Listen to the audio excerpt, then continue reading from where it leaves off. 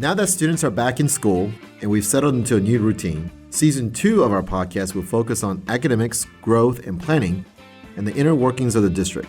Join us as we publish new episodes to break down all the ways we provide a quality educational experience for our students and staff.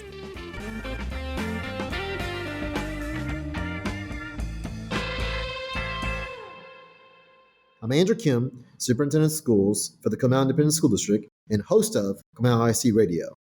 Joining me today is Bob Templeton, our demographer for our school district, and Bob has been with us for multiple different years. The duration of my tenure here as superintendent, so for the last 8.5 years. I appreciate Bob joining me today. So Bob, thank you for joining me. How are you? I'm doing quite good. Thank you for having me. It's amazing how fast time goes. It's hard to believe it's been 8 years. Yeah. Hey, Bob, so just for the general understanding for the public out there, what do you do? I mean, what do you do for a living? You know what I mean? What does that mean by a demographer, right? So would you mind quickly explaining that and also maybe your background as to why you are a demographer? Sure. Great question. I got into demographics and planning about 20 years ago, and we have a firm that's called Templeton Demographics, and we specialize in working with school districts all across the state of Texas. We have a full-time staff of 12 team members that consist of GIS specialists, mapping specialists, research specialists. We have consultants, and we are a part of the Metro Study Myers housing research firm, which captures 90% of all of the construction, the single-family construction across the country. And I got into demographics and planning about 20 years ago, working with the Keller Independent School District up in the Dallas-Fort Worth area. And at that time, Keller was one of the fastest growing school districts in the state. And so I kind of learned my trade in working with Keller. We were growing about 1,100 to 1,500 students per year, building about 2,000 homes per year, which was very similar to what the Comal School District is experiencing today. And we work with about 100 school districts across the state of Texas, and a majority of those are the fastest growing school districts, such as, the Frisco District, the Prosper, Northwest, Eagle Mountain, Saginaw, and, just the fastest growing districts across the state. Great. Well, Bob, you've done a great job, and I know that you are such an expert, and we really depend on your predictable accuracy, I think, in many ways. So, Bob, let's kind of get into this work here. When I drive around, first of all, for those who are listening, the Comal Independent School District is 589 square miles. That's about half the size of the state of Rhode Island. And when you drive around here, of course, it's pretty vast. And so I see construction a lot, but we have potentially residents who are living in certain portions of our school district who may not drive around like I do all over our school district. So describe sort of the condition right now in terms of growth and what's happening out there that you presented to our Board of Trustees the other day. Well, that's a great question, and we do specialize in tracking single-family and multifamily construction. In fact, our research team will physically drive the school district once every 3 months, and they are actually recording how many homes are started, how many homes are under construction, how many are finished, how many are occupied, and we put all of that into our database, into our mapping database, so that we can see it in relationship to your schools and your attendance zones. But what's been so incredible has been that, as you're well aware, we're in a recession that was brought upon us by the COVID-19 pandemic. And we literally went from about a 2.5% unemployment rate in early March to a state unemployment rate of about 12 to 13%. And, both Austin and San Antonio have seen some improvement, but we're still at about a 6.5% unemployment rate. And what's been very interesting is the housing market has actually benefited from these recent conditions, and we're seeing a surge in new home construction all across the country, and most heavily we're seeing it in the Comal School District.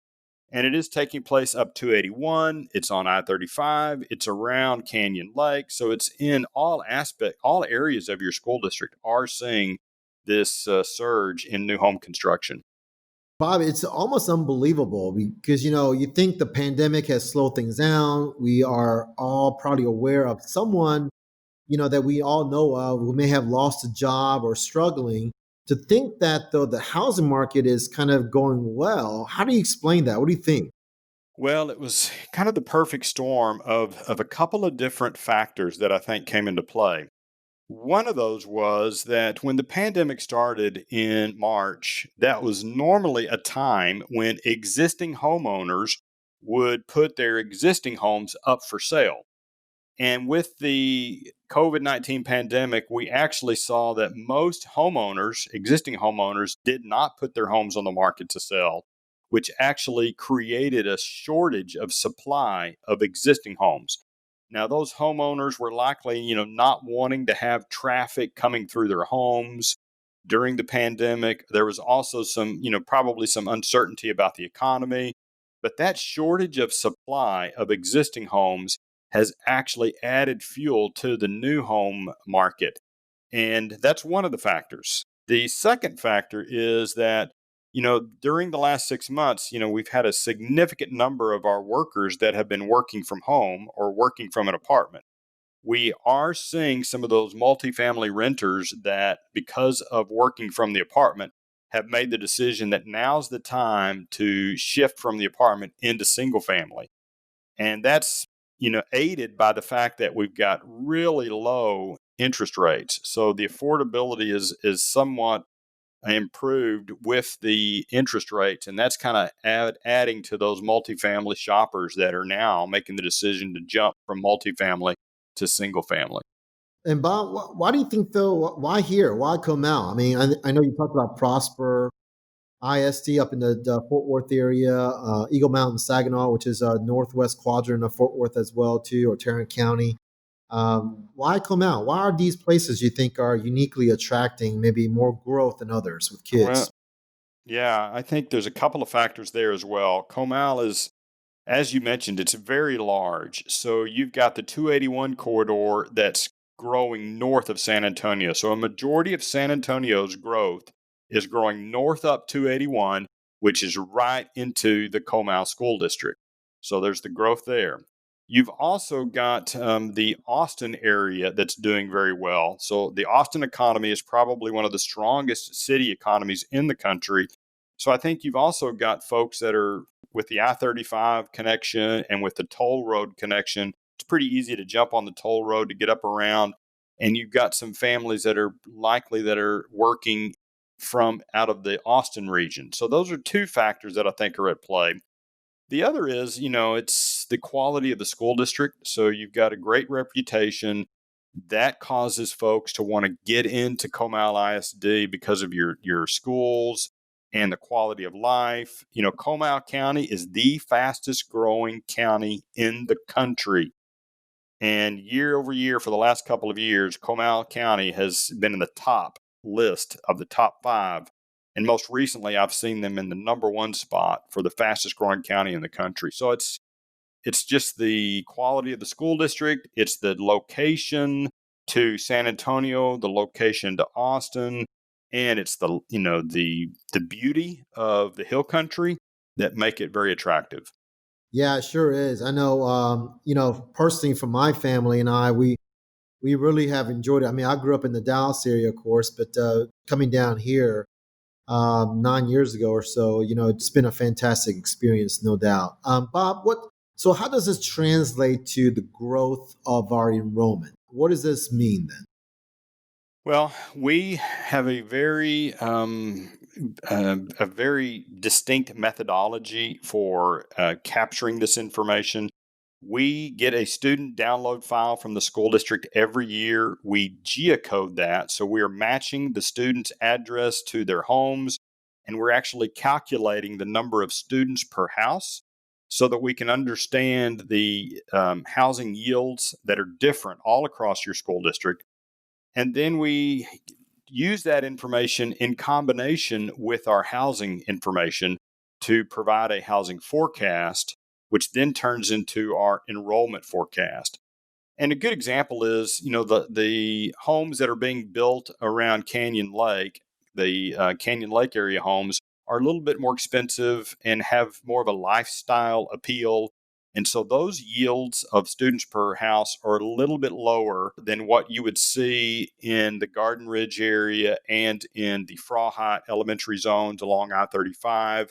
Those homes are a little bit more affordable. So we're seeing younger families buying those homes.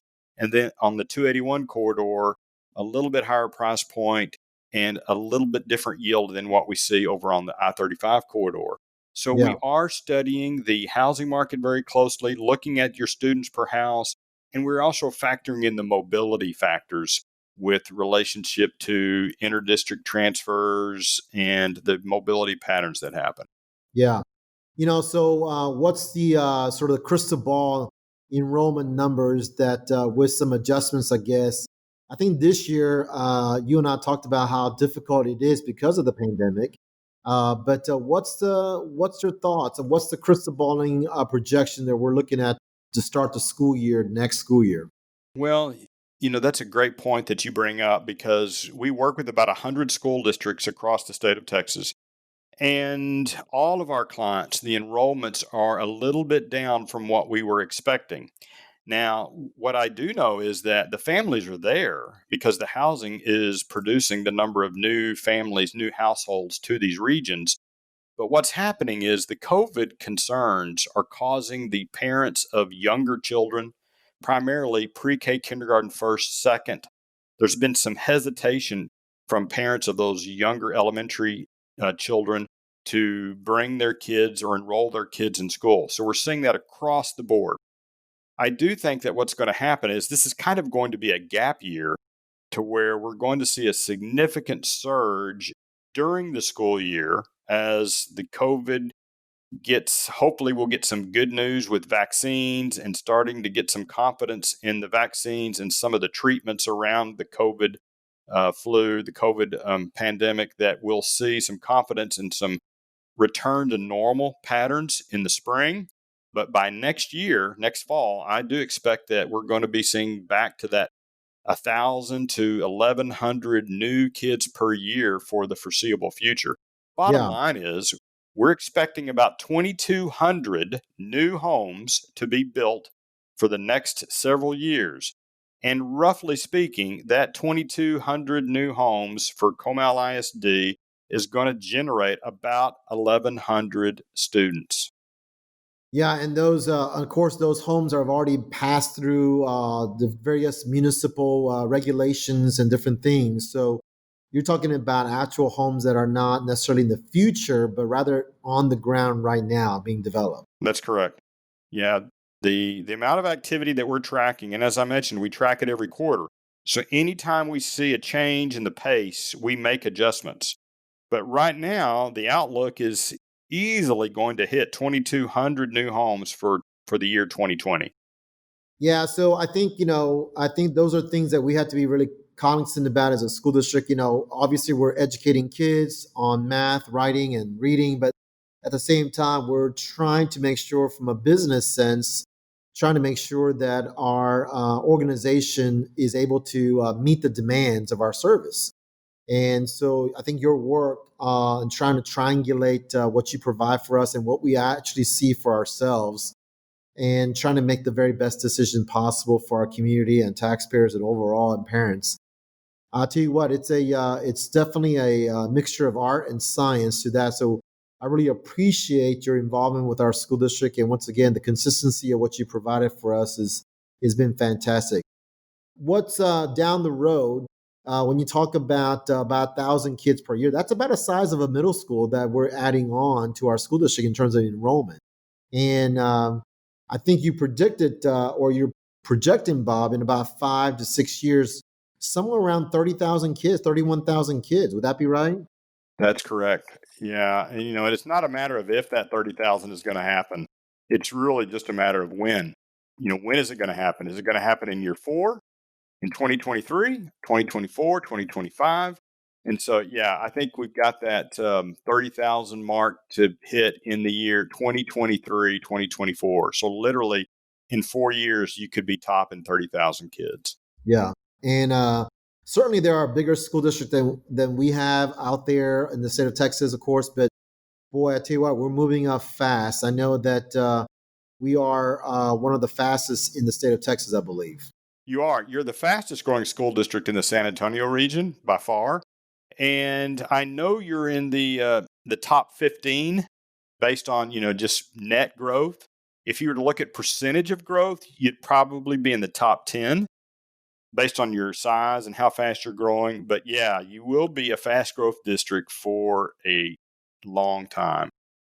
Well, I'll tell you what, Bob, we got a lot of work ahead of us. I think in some sense, maybe it's good to think and just thinking about all of this. And really, once again, appreciate your involvement with this. And thanks for bringing this information to our public. And we certainly would like to discuss more and bring you back and have a more understanding on a quarterly basis. So I appreciate you joining me today. Folks, you've been listening to the Comal ISD Radio. Join us next time as we talk about our curriculum work and the work that we're trying to do to stand up for the next semester, especially when it comes to our ideal change for second semester of the pandemic school year. So once again, thanks for joining in today.